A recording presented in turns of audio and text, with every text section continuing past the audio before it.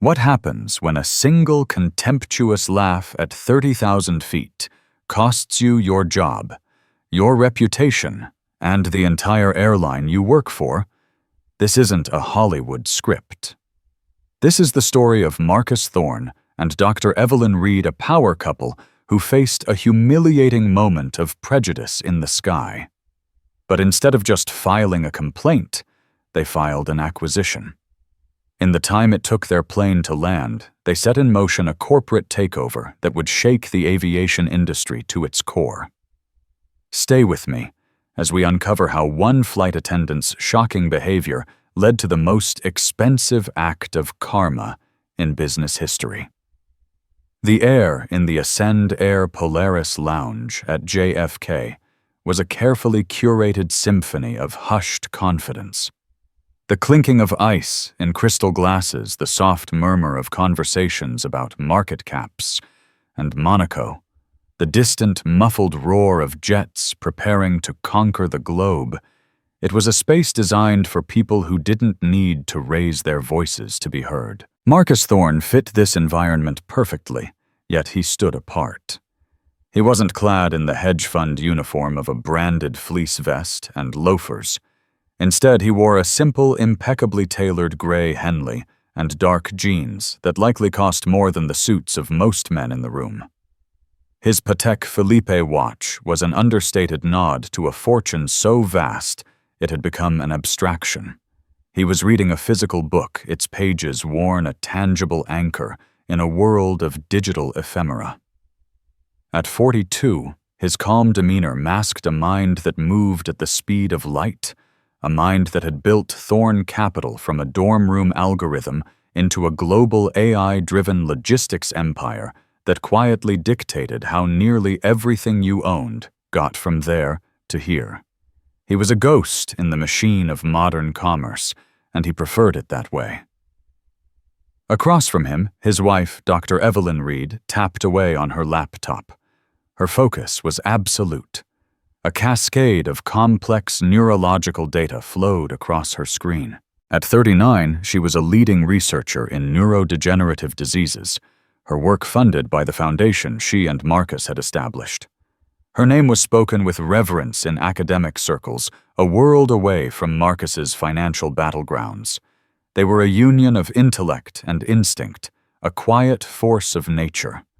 They were flying to London for the final stage of a multi-billion-dollar acquisition, a company they were buying to fold into their philanthropic foundation, a move that would revolutionize medical supply chains in developing nations.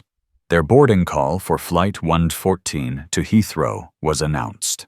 As they gathered their things, a palpable warmth passed between them, a shared glance that conveyed a decade of partnership, struggle, and triumph. They didn't need to speak. They approached the priority boarding gate, their tickets clearly marked business class seats 1A and 1B. The gate agent gave a perfunctory scan and a nod. As they stepped onto the jet bridge, they were met by the flight's purser, a woman in her late 40s with a name tag that read, Jennifer. Her smile was professionally laminated, but her eyes did a swift, dismissive scan. It was a look Marcus and Evelyn had seen 1,000 times before. The instantaneous calculation, the flicker of doubt, the subtle recalibration of service based on a conclusion reached in a nanosecond. "Welcome aboard," Jennifer said, her tone just a fraction of a degree cooler than the greeting she'd given the white businessman ahead of them. Marcus simply nodded and led Evelyn toward the front of the cabin. Seats 1A and 1B were in the coveted first row of the business class pod-style layout. As they began to stow their carry-ons in the overhead compartment, Jennifer followed them, her posture stiff. "Can I help you?" she asked. The question was a statement, not an offer.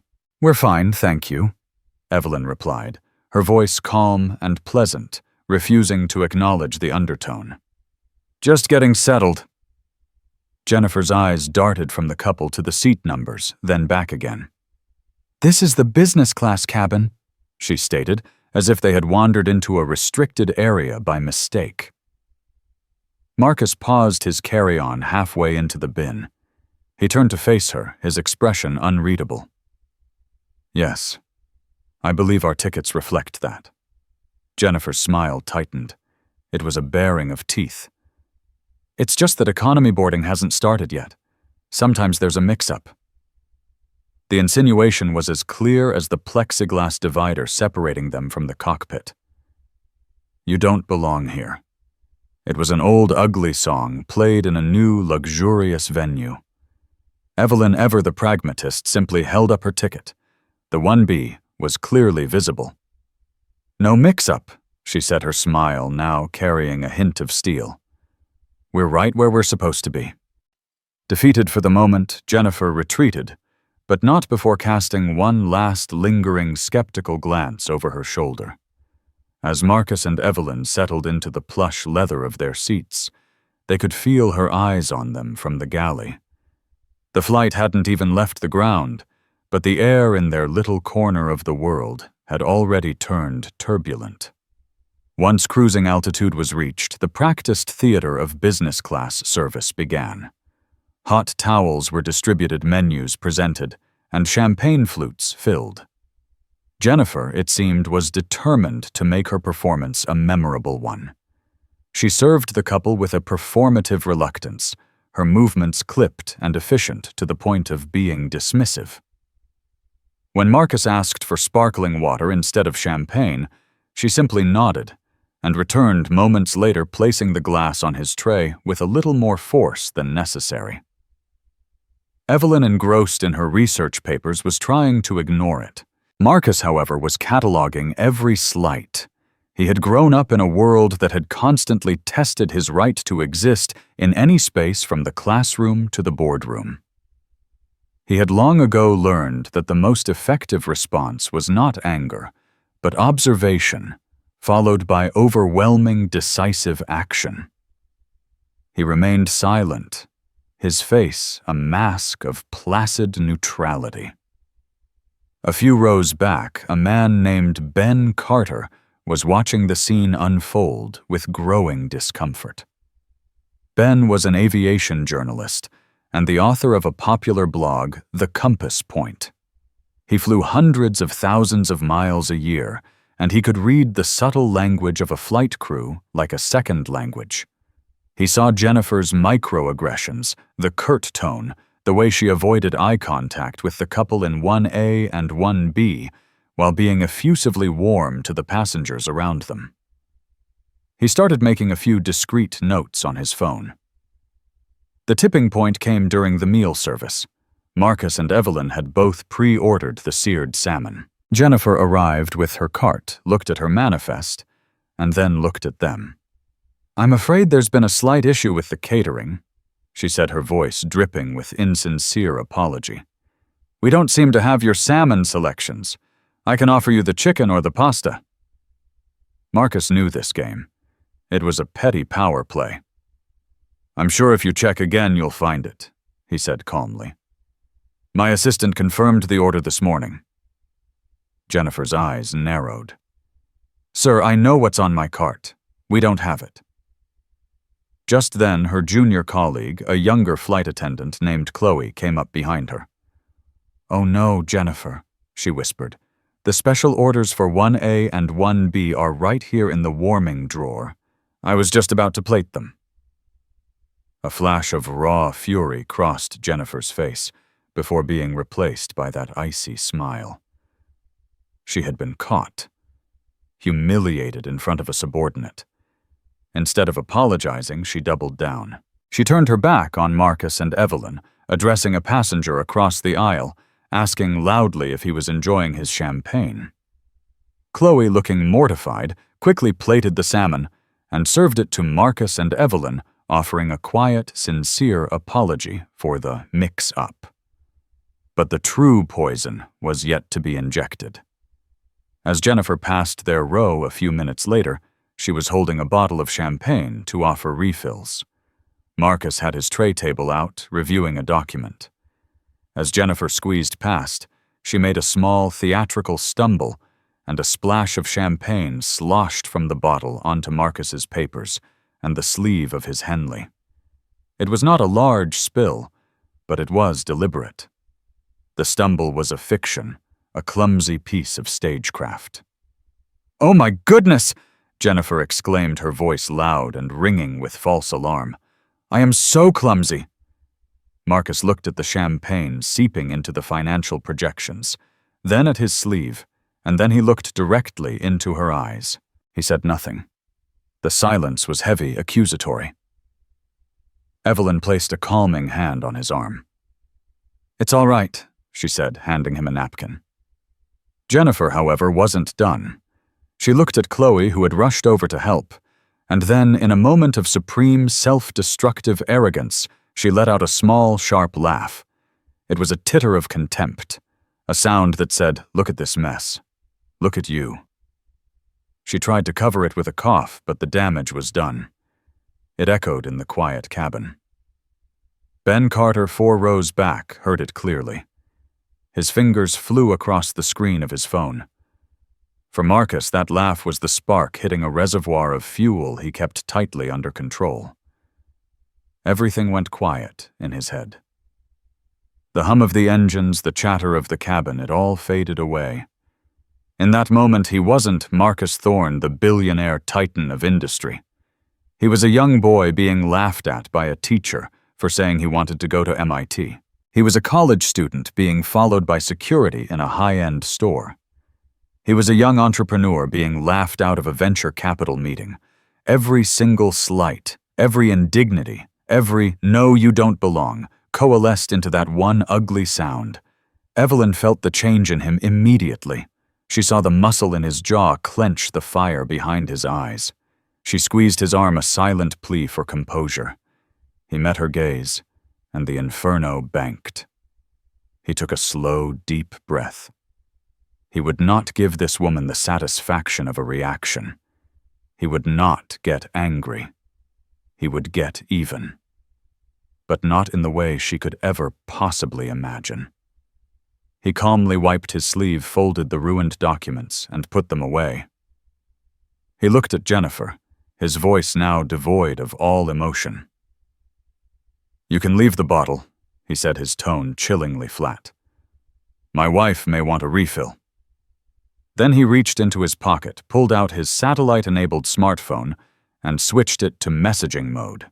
The Wi-Fi on Ascend Air was notoriously spotty, but his personal device had its own dedicated satellite link. He typed a short, simple message to his second-in-command, the formidable head of acquisitions at Thorne Capital, Amelia Vance.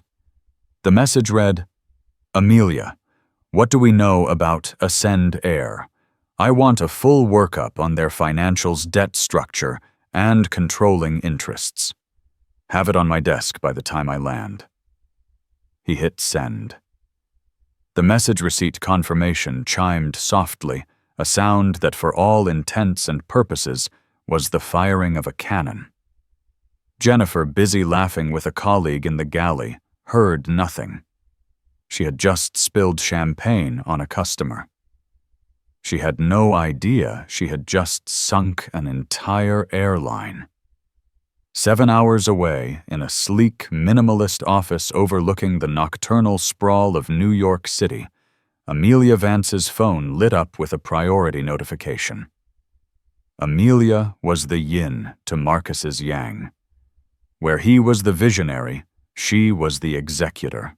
A razor-sharp former M&A lawyer with an almost supernatural ability to dissect a company's balance sheet, she was the one who turned Marcus's grand ideas into concrete, brutal realities.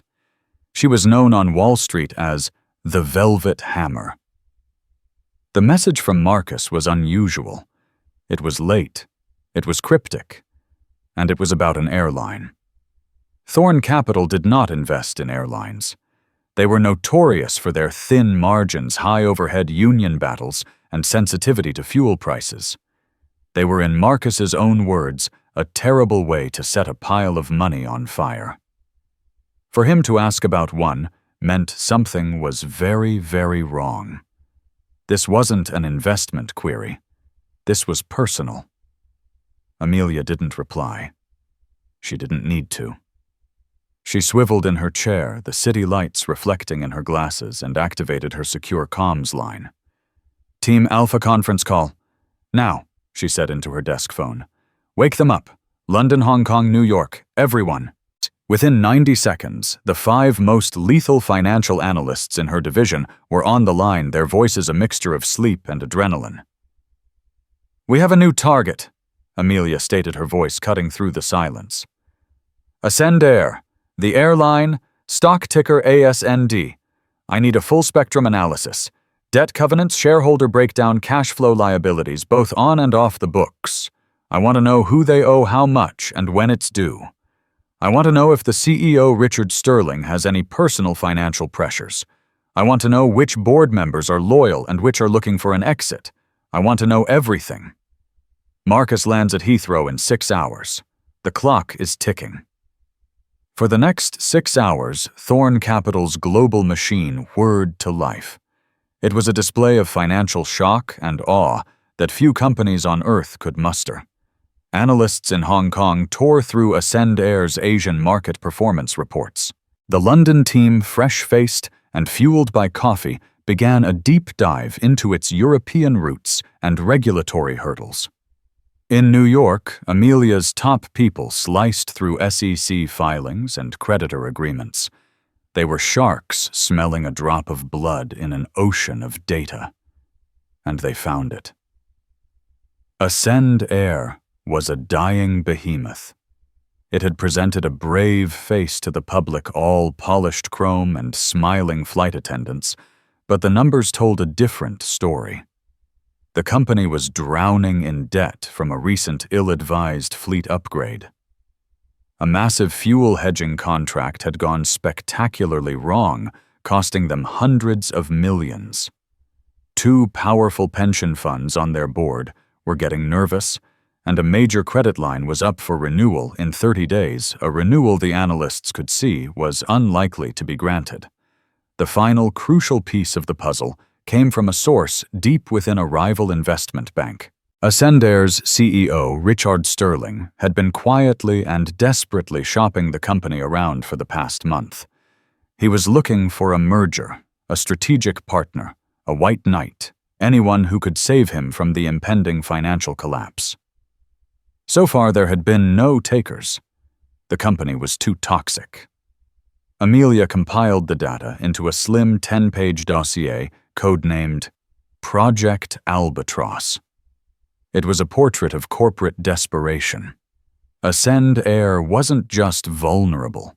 It was on its knees. Meanwhile, at 35,000 feet, Flight 114 was making its final descent into London. The mood in the cabin was sleepy. Breakfast had been served. The lights had been brought up. Jennifer was going through the motions of preparing for landing, her earlier arrogance replaced by a weary indifference. She hadn't given the couple in 1A and 1B a second thought. To her, they were just another pair of passengers, a minor irritation in a long, thankless workday. As the plane taxied to the gate, Marcus's phone chimed again. A new email had arrived. The subject line was simple: Project Albatross. He opened the file. Evelyn watched him as he scrolled through the pages, his face impassive. She saw his eyes narrow slightly as he absorbed the key data points: the debt, the bad hedge, the desperate CEO. He read the entire summary in under 2 minutes. He closed the file, turned to Evelyn, and said, "I have an idea for our foundation's logistics arm. A big one." Evelyn raised an eyebrow. "Bigger than the medical supply chain." "A way to supercharge it," he replied. "And a way to fix a toxic corporate culture at the same time." She understood. This was never just about the money for him. It was about systems, broken systems, and his relentless drive to fix them, whether they were in code or in corporate hierarchies. The insult on the plane had simply illuminated a new system in need of repair. As the fasten seatbelt sign pinged off, Marcus typed another message to Amelia. Prepare a preliminary all-cash offer for Ascendair's entire stock at a 40% premium over yesterday's closing price. Non-negotiable. We'll tender the offer through a blind trust. I want CEO Richard Sterling to see it before he's had his morning coffee. Let's see how desperate he really is. The plane door opened. Marcus and Evelyn gathered their belongings and walked off the aircraft, not looking back. They were the first to disembark. Jennifer, standing by the door with her practiced smile, offered a generic, "Goodbye, have a nice day." Marcus didn't even acknowledge her. He was already on to the next move. He and Evelyn had a meeting in London to acquire a company. He had just decided to acquire two. Richard Sterling, the CEO of Ascend Air, prided himself on his morning routine.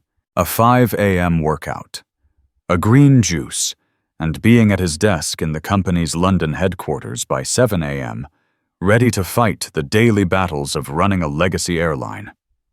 On this particular morning, the battle came to him before he'd even finished his juice. His phone buzzed with a frantic call from his chief financial officer. "Richard, you need to get in here. Now. Something's happened." When Sterling arrived, he found his executive team huddled in the boardroom, their faces pale.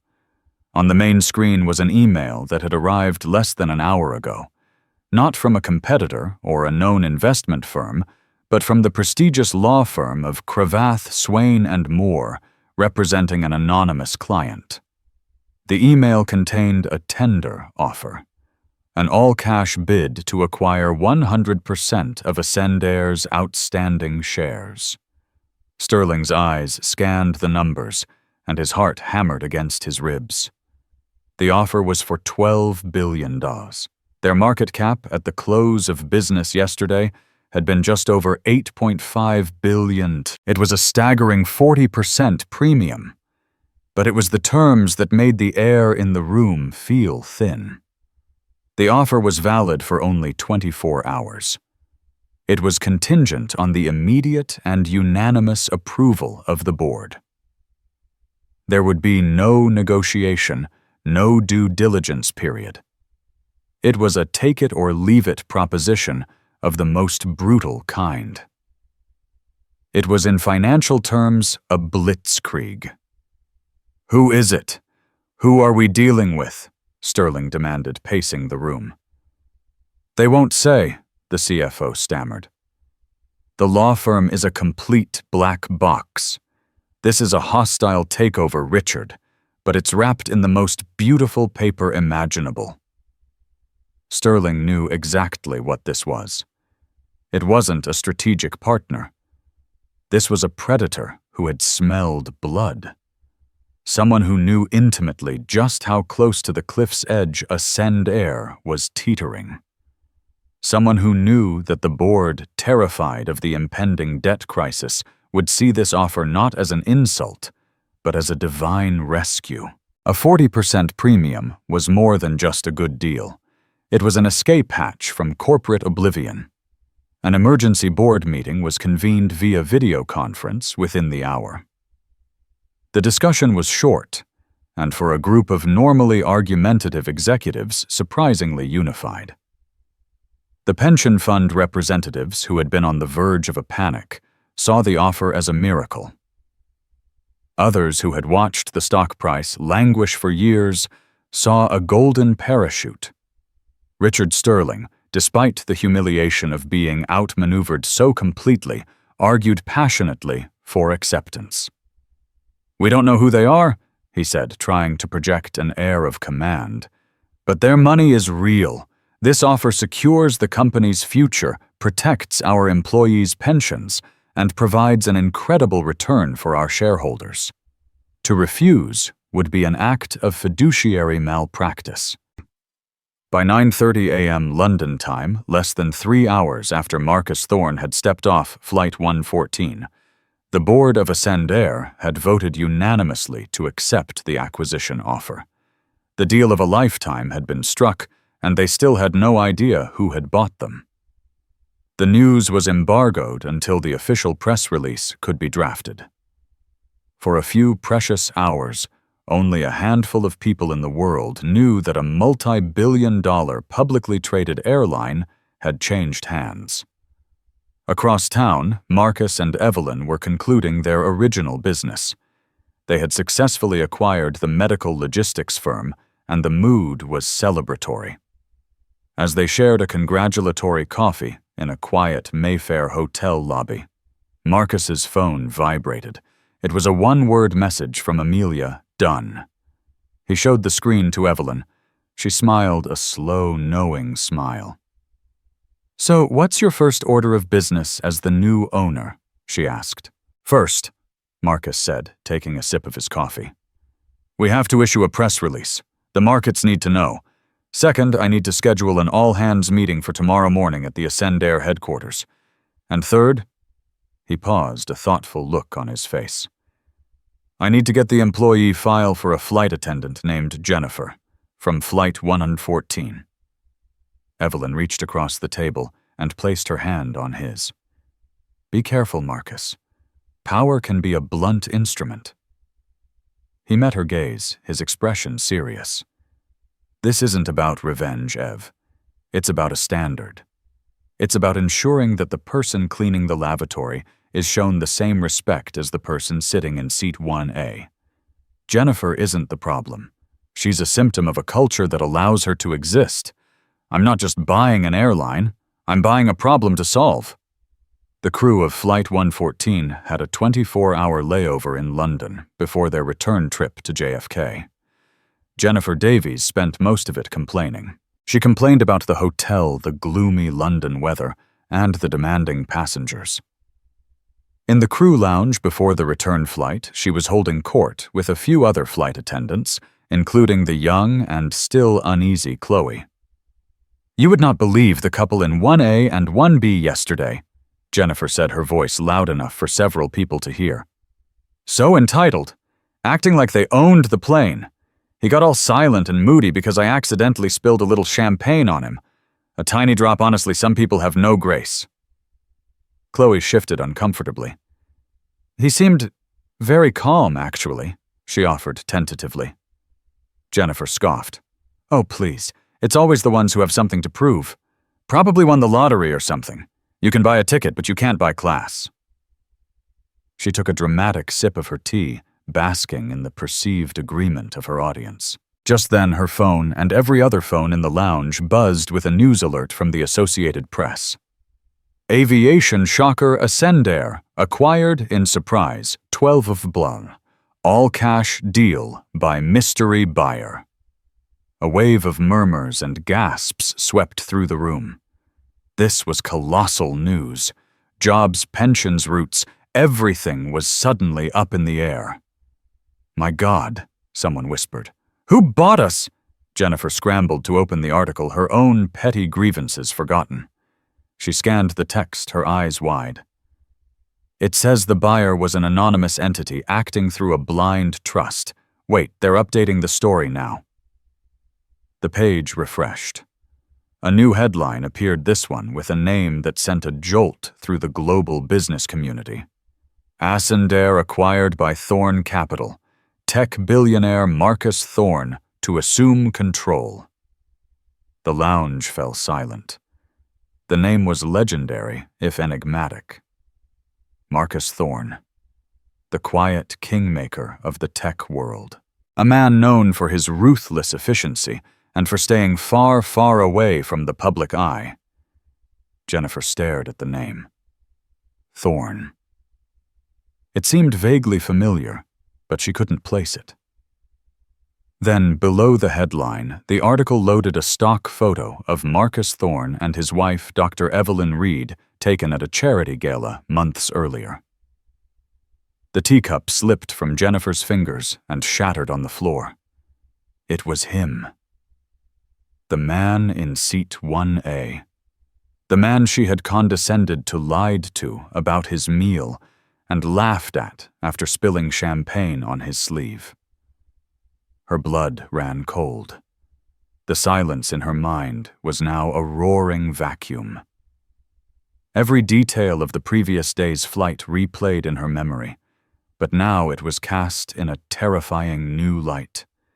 The quiet confidence, the look in his eyes after the spill, the way he had calmly taken out his phone, the utter lack of a conventional angry reaction. She had mistaken his composure for weakness. She now understood it was the calm of a predator lining up a killing shot. "Jennifer, are you okay?" Chloe asked, noticing her ashen face. Jennifer couldn't speak. She just pointed a trembling finger at the phone screen. Chloe looked, and her own eyes widened in dawning horror. She remembered every condescending word, every dismissive gesture Jennifer had made. "Oh no," Chloe whispered. "Jennifer, what did you do?" The other flight attendants were now looking at Jennifer, the pieces clicking into place in their minds as well. Her loud complaints from minutes earlier now sounded like a confession. The smugness had evaporated from her face, replaced by a raw, primal fear. She wasn't just in trouble with a supervisor. She had insulted on a deeply personal level the man who now owned the company. The man who signed every single paycheck. The man who held the fate of all 50,000 Ascend Air employees in the palm of his hand. Ben Carter, the aviation blogger, was sitting in a Heathrow coffee shop when the news broke. He read the headline, saw the name and the photo, and a slow grin spread across his face. He connected the dots instantly, the incident on the plane, the quiet man with the powerful watch, the palpable insult, the subsequent world-shaking news. He immediately began to type, his fingers flying across his keyboard. His next blog post was going to be the biggest of his career. The title was already forming in his mind. He didn't just complain to the manager. He bought the company. The story was about to go viral, and Jennifer Davies was about to become the global poster child for the worst customer service in history. Her world, which had seemed so secure just moments before, had just been depressurized, and she was in a free fall. The designated meeting place was Hangar 17 at Heathrow, a colossal structure typically reserved for the disassembly and servicing of Boeing 777s. The air within was cold and smelled faintly of hydraulic fluid kerosene and the industrial cleaner used to scrub the grease-stained concrete floors. Today, the cavernous space was filled not with aircraft parts, but with people, thousands of them. Pilots in their crisp, authoritative uniforms stood in tight clusters, their arms crossed. Mechanics in heavy-duty jumpsuits leaned against support beams, their faces smudged with the morning's work and etched with uncertainty. Flight attendants dressed in the familiar Ascend Air burgundy huddled together, their whispers echoing in the vastness. It was a sea of anxious humanity, united by a single terrifying question. What happens now? Rumors had been swirling for 24 hours, each one darker than the last. Mass layoffs, pension seizures, the sale of their most profitable routes to rivals. They were here. They feared to be dismantled. On a hastily erected stage at the front of the hangar stood Richard Sterling. The former CEO looked diminished, a man swallowed by his own suit. He gripped the sides of the podium, his knuckles white as he prepared to perform the final humiliating act of his career, introducing his executioner. "Thank you all for coming on such short notice," he began, his voice thin and reedy, struggling to fill the immense space. "As you know, Ascend Air has entered a new chapter. It is a time of change, and with that change comes new leadership. It is my duty, my final duty, to introduce the new owner and visionary who will be guiding this airline forward. Please welcome Mr. Marcus Thorne." A smattering of hesitant, obligatory applause rippled through the crowd as Marcus walked onto the stage. He moved with a quiet, deliberate confidence that immediately commanded attention. He wore no tie, his suit jacket unbuttoned. He didn't stride to the podium, but stood at the center of the stage, forcing the thousands of eyes to focus solely on him. For a long moment he said nothing, his gaze sweeping across the hangar from the pilots in the front to the baggage handlers in the back. The silence stretched, amplifying the tension, until the air itself seemed to crackle. "Good morning," Marcus finally said. His voice was calm, unamplified by bravado, yet it carried a natural authority that cut through the hangar's metallic echo. "My name is Marcus Thorne. As of Tuesday morning, I own this airline. And I know what you're all thinking. You're thinking, here comes the tech guy. Here comes the asset stripper. How many of us will have a job tomorrow?" He paused, letting the raw honesty of the question hang in the air. "Let me answer that directly. I did not spend $12 billion to destroy a company. I did it to rebuild one. I did not buy Ascend Air to fire its people. I bought it to invest in them. I bought it because I believe that this airline, your airline, has the potential to be the undisputed standard for excellence in the entire world." A wave of audible relief, a collective sigh washed over the crowd. But Marcus held up a hand. He wasn't finished. "But we must be honest with ourselves." He continued, his tone shifting from reassuring to unyielding. "The reputation of this airline is broken. The culture is broken. And I know this not from a consultant's report or a market analysis. I know this because 2 days ago I was your customer. I flew on Flight 114 from New York. I sat in seat 1A.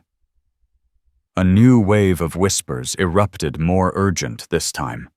The story had already begun to circulate through the employee grapevine. Now it was being confirmed from the very top. "I won't name the employee involved," Marcus said, his eyes scanning the section where the cabin crews were gathered. "Because this is not about shaming one individual. This is about a corporate culture that allowed that individual to believe that treating a passenger with condescension and contempt was an acceptable way to behave. An environment where a dismissive attitude was seen as a perk of the uniform, where a petty abuse of power culminating in a contemptuous laugh at a customer's expense could go unchecked." He let the details sink in. He was telling their story, the story of every good employee who had ever gritted their teeth while a colleague like Jennifer poisoned the atmosphere. "That culture of indifference is over. It ends now," he declared, his voice rising with cold fire. "Today, we are drawing a line in the bedrock of this company.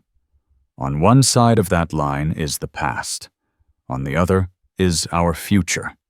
And the name of that future is the Dignity Standard. Well, it is a simple, non-negotiable principle. Every single person who interacts with this airline, from the passenger in the last row of economy to the mechanic, servicing the landing gear to the CEO, will be treated with absolute, unconditional respect."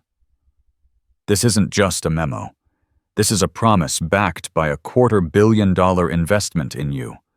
We are building a new training academy that will be the envy of the industry. We are implementing a profit-sharing program because when this airline succeeds, every one of you should succeed.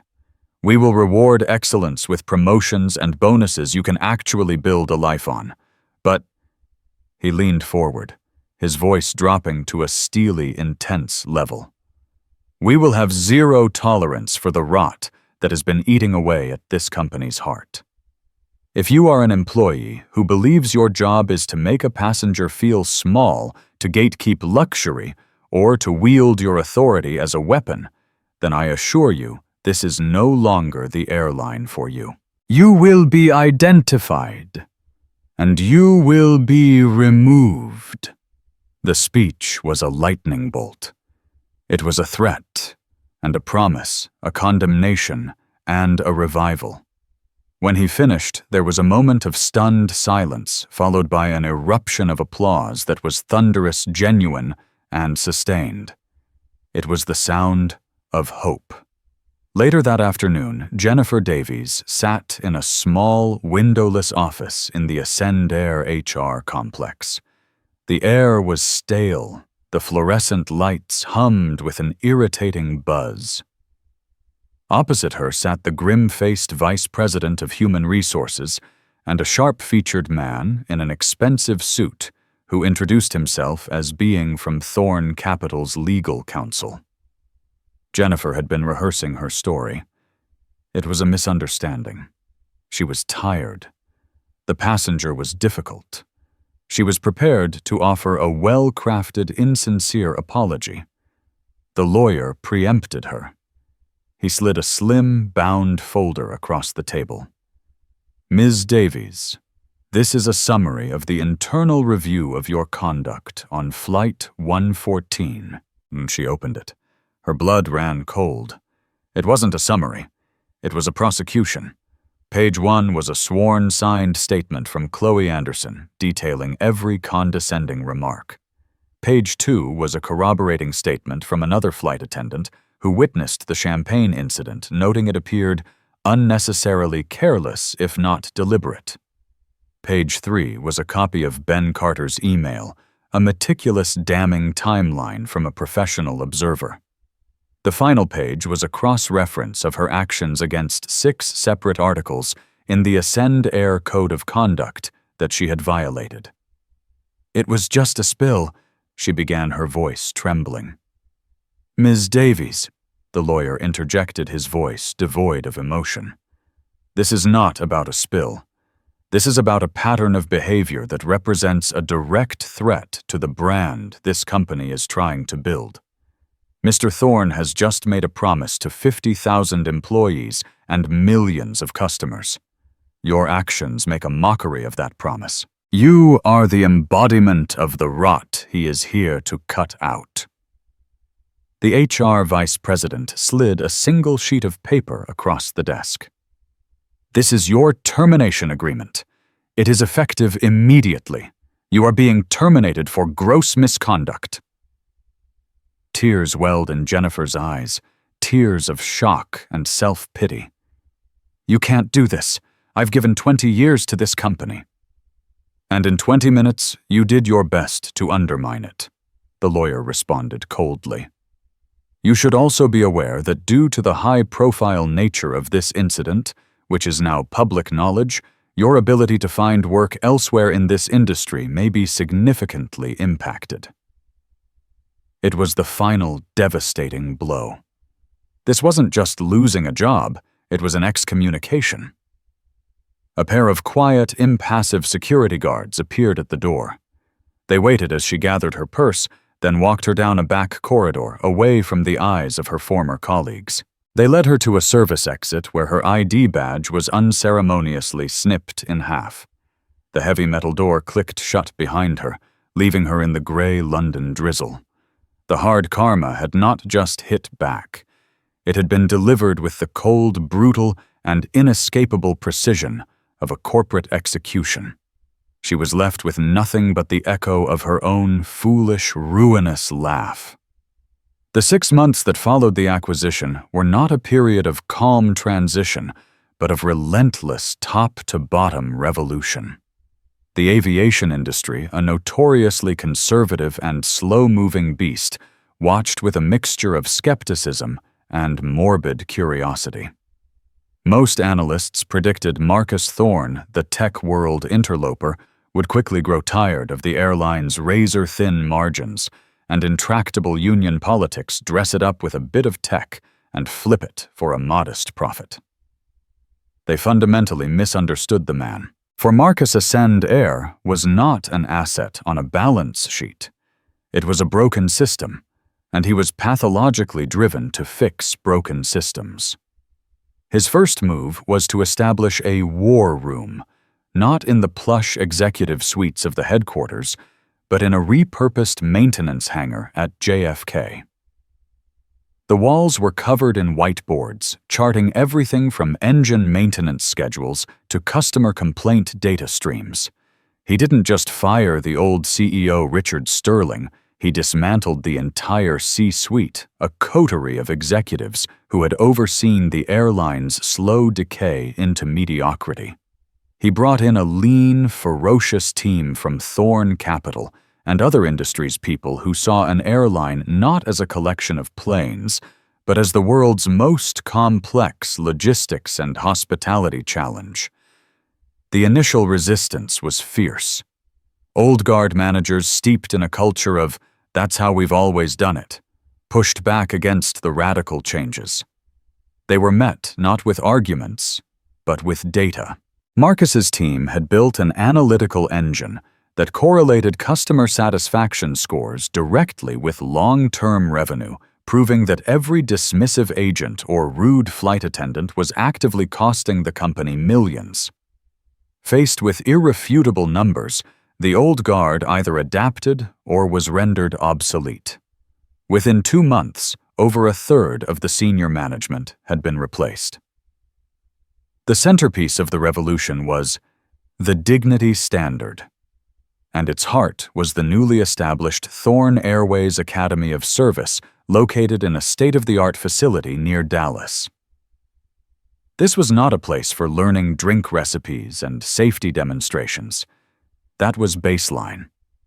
This was an academy of human dynamics. Marcus brought in psychologists, communication experts, and even actors from improv troupes to teach the curriculum. He also brought in his wife, Dr. Evelyn Reed.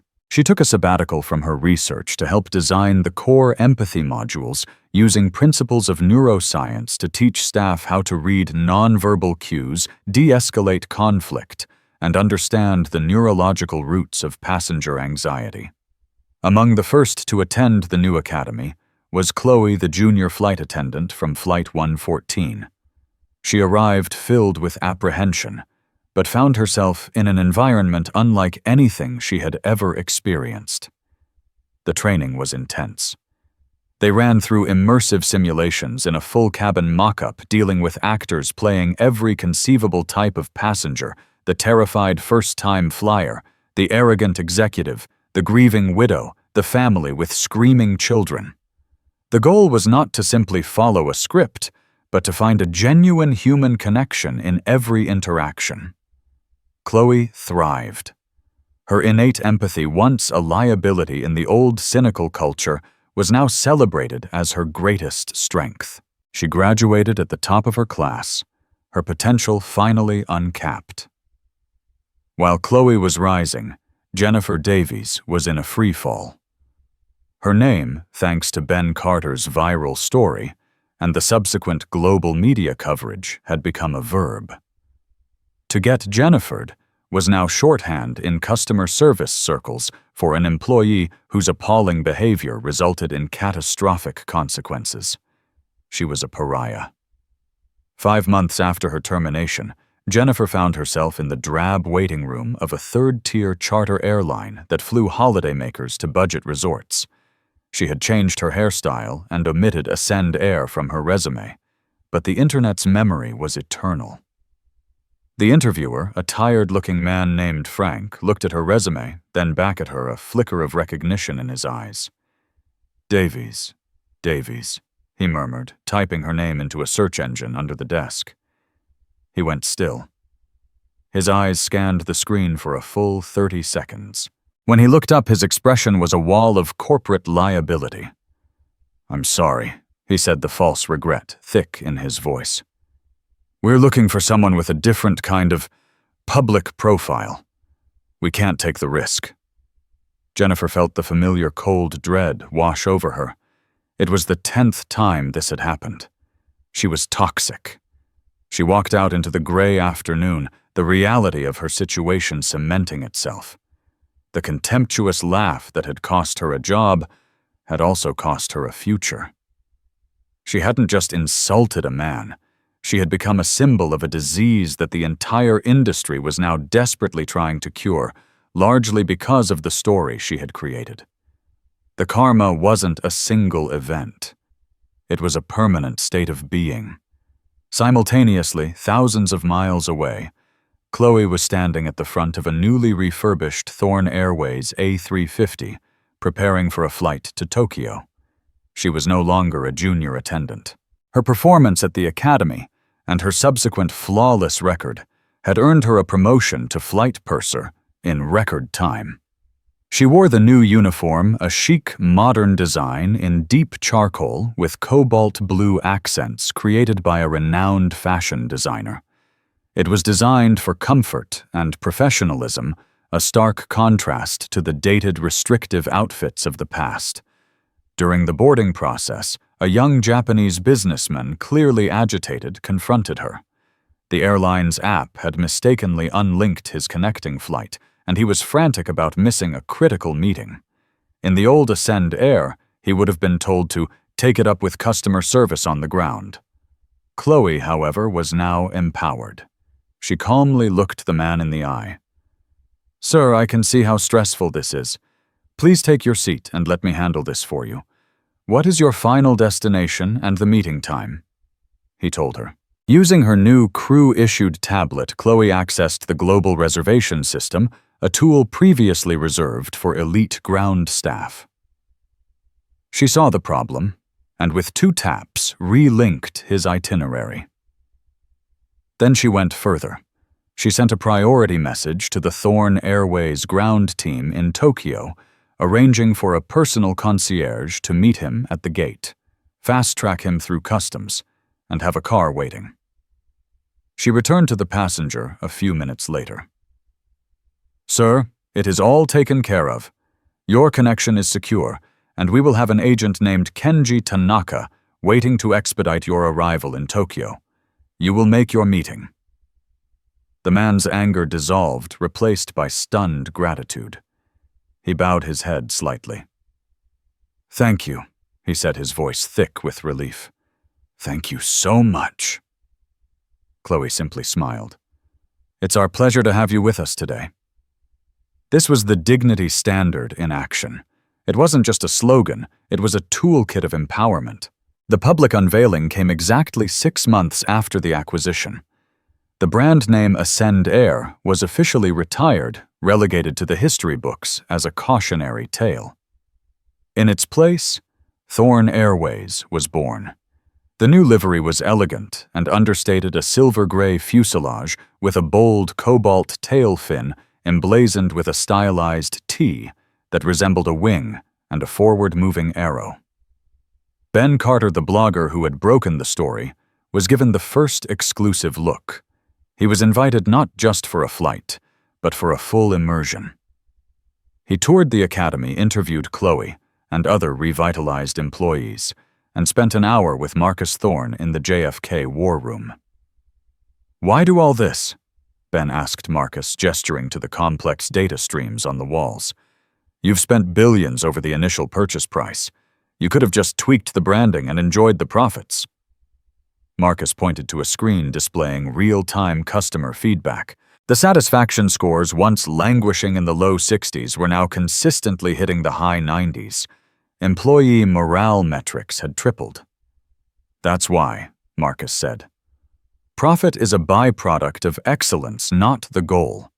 My expertise is in building efficient, robust systems. The most inefficient system in any company is a culture of disrespect. It creates friction, erodes morale, kills productivity, and drives away customers. We're not just being nice, we're eliminating the single greatest point of inefficiency. Dignity is the ultimate market advantage." The inaugural flight of Thorn Airways from New York to London was a media event. Marcus and Evelyn were once again in seats 1A and 1B. As they settled in, Chloe, who was serving as the lead purser for this symbolic flight, came to greet them. "Mr. Thorne, Dr. Reed," she said, her voice steady and proud. "On behalf of the entire crew, welcome aboard." Marcus smiled, a genuine, warm smile. "Chloe, it's good to see you. The pleasure is all ours." He saw in her not just an employee, but the living embodiment of his thesis. She was proof that his high-risk, high-cost gamble on humanity was paying off. From his penthouse apartment overlooking the Thames, Richard Sterling, the disgraced former CEO, watched the evening news. A gleaming Thorn Airways jet was shown landing gracefully at Heathrow. He saw the proud crew, the happy passengers. He saw the stock price, which had more than doubled since the acquisition, far surpassing its old peak. He had run the airline as a balance sheet, forever cutting costs, squeezing staff, and treating customers as self-loading cargo. He had managed its decline. Marcus Thorne was managing its rebirth by doing the exact opposite. For the first time, Richard Sterling understood that he hadn't been defeated by a hostile takeover. He had been defeated by a better idea. As the plane reached its cruising altitude, soaring above the clouds, Evelyn turned to Marcus. "All of this," she said, her voice a soft murmur against the hum of the engines, from one ugly little laugh. Marcus looked out the window at the endless expanse of the deep blue stratosphere. He had taken a moment of personal humiliation and used it as fuel to re-engineer an entire industry. The purchase had never been about vengeance against Jennifer Davies. She was a symptom. This was the cure. It was a testament to his core belief that the best way to rise above disrespect was not to stoop to its level, but to build something so magnificent and so fundamentally decent that the ugliness that started it all was reduced to an insignificant footnote. This was the new horizon, and the journey was just beginning. The story of Marcus Thorne and Jennifer Davies isn't just about a billionaire's ultimate clapback. It's a powerful reminder that our actions, no matter how small, have consequences. A single moment of prejudice, a condescending laugh can set in motion a tidal wave of change that no one sees coming. Marcus Thorne didn't just fire an employee. He fired a toxic culture and replaced it with a multi-billion-dollar investment in human dignity. He proved that the most valuable asset in any business isn't its planes or its stock price, but the respect it shows to every single person. If this story reminds you that true class has nothing to do with a ticket price, and that karma can have a ripple effect that changes the world, hit that like button. Share this video with someone who needs to hear it, and make sure you subscribe and turn on notifications. You won't want to miss our next story, where justice isn't just served, it's delivered with undeniable impact.